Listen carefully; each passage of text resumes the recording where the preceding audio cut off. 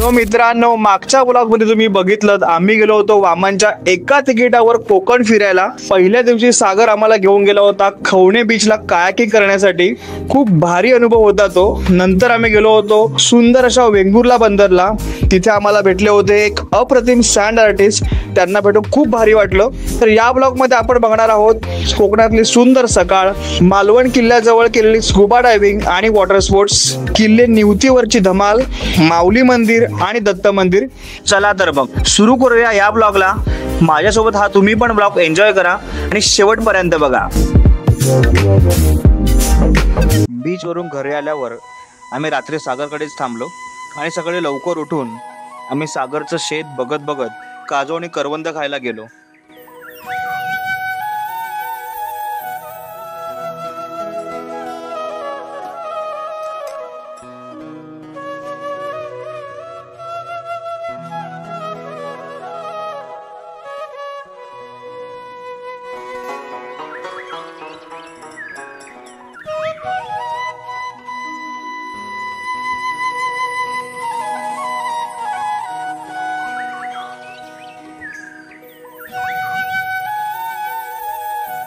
ही आहे सागरची नारळाची आणि सुपारीची बाग.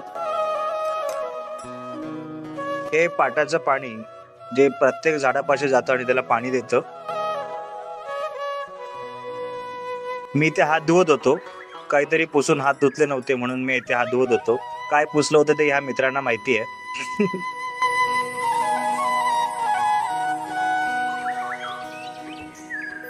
काय भारी बाग आहे, कमाल.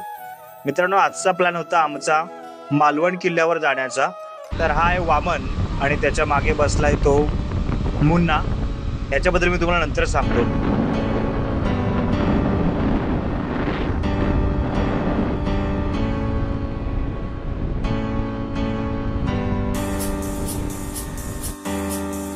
तर हा मुन्ना. वामनने याची ओळख करून देताना म्हणाला होता हा काय करतो माहितीये का? याचं काम आहे कोंबड्यांची झुंज लावणे, बैलांची शर्यत जिंकणे, बैलांची झुंज लावणे, साप पकडणे, मच्छीमारी करणे, अशी सगळी भारी कामं हा करतो. म्हटलं ह्याला बघून मला भारीच वाटलं रे. तर म्हटलं भारी माणूस आहे. तर आम्ही चाललो होतो आता स्कुबा डायव्हिंग करायला. मालवणचा हा किल्ला बघून खूप भारी वाटलं. तर आम्ही रेडी होतो स्कुबा डायव्हिंग करण्यासाठी. स्कुबा डायव्हिंग करताना एक कळलं की ते जेव्हा मास्क घालतात तेव्हा ते नाक पूर्ण बंद होतं आणि आपला श्वास फक्त तोंडाने घ्यायचा असतो.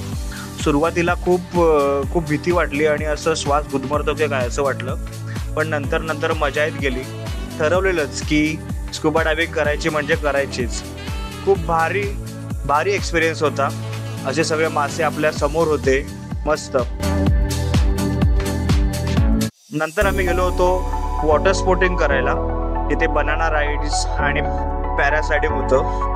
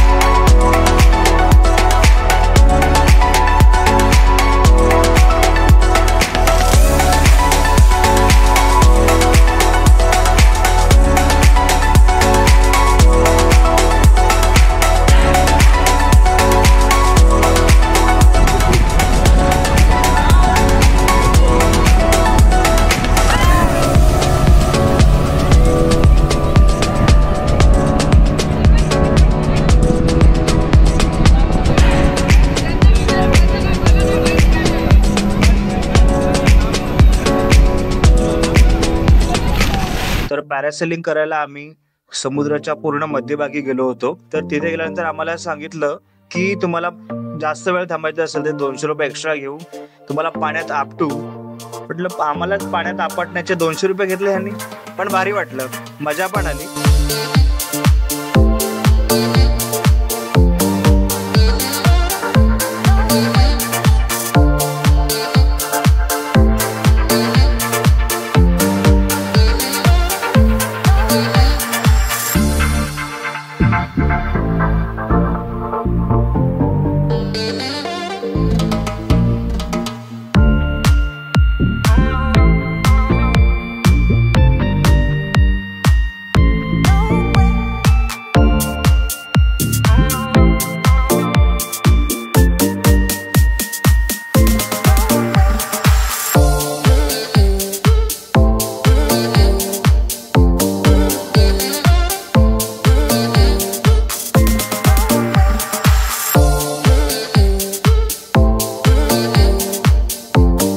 चौथ्या दिवशी आम्हाला सागर घेऊन गेला होता किल्ले नेवतीला.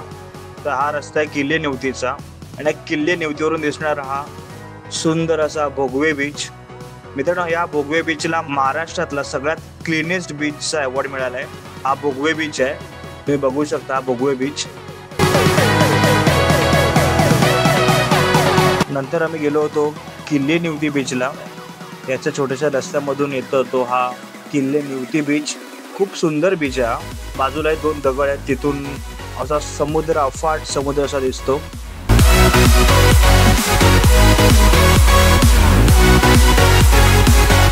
इथे मात्र आम्हाला पोहायचं होतं, तर आम्ही सगळं कॅमेरा वगैरे बाजूला ठेवून इथे पोहण्याचा आनंद घेतला.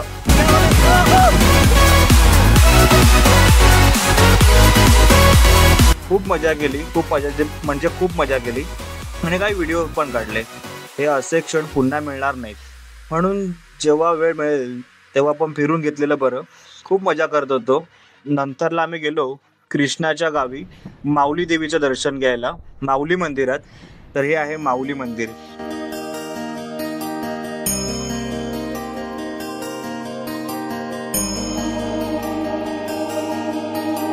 मला इकडचे मंदिर इतके आवडले, इतके मोठे मंदिर आणि त्यांची विशिष्ट अशी रचना मी खूप पहिल्यांदाच बघत होतो.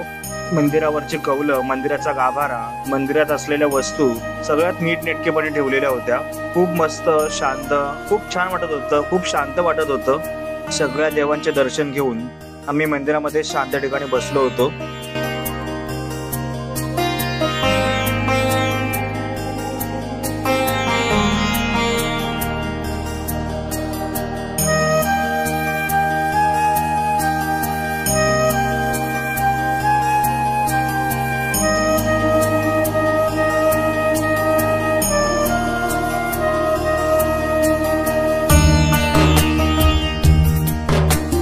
तर आम्ही गेलो होतो दत्त मंदिरामध्ये.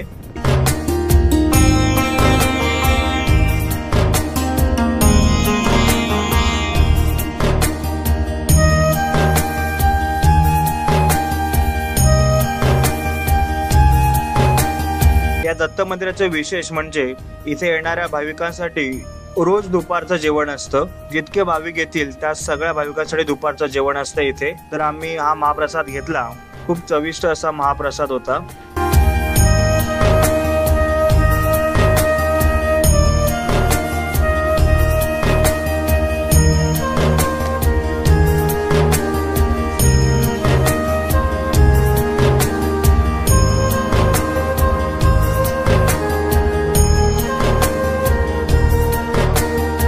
मित्रांनो, या ब्लॉगमध्ये इतकंच.